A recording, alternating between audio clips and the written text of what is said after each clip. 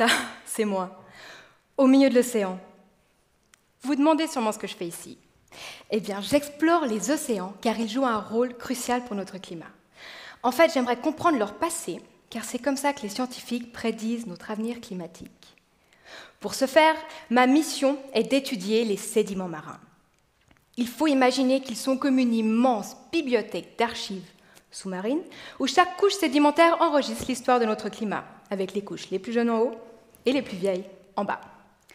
Pour mieux comprendre ces sédiments, j'ai donc besoin d'un bon archiviste que je vais trouver dans l'océan.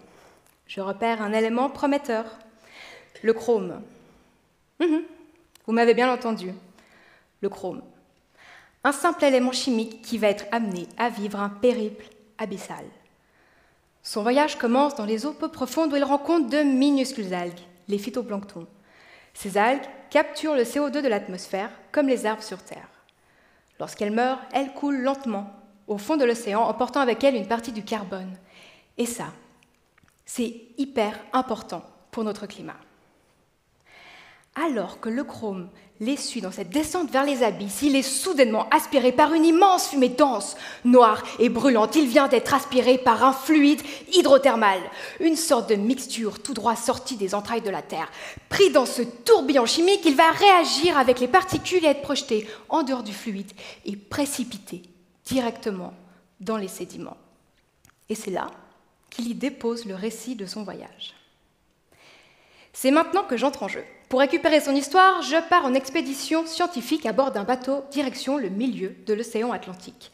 Arrivé sur place, j'attache mes instruments au bateau et les déploie par-dessus bord pour y prélever de l'eau, du fluide hydrothermal et des sédiments, le tout à plus de 2000 mètres de profondeur. De retour en laboratoire, j'essaie d'analyser le message que le chrome m'a laissé. Alors, est-il un bon archiviste ? M'a-t-il aidé à reconstruire notre climat ? Eh bien, à moitié. Ou disons presque. Grâce à mes résultats, j'ai pu comprendre 3 choses. Premièrement, le chrome interagit avec les microalgues et serait donc capable de me donner des informations sur notre climat.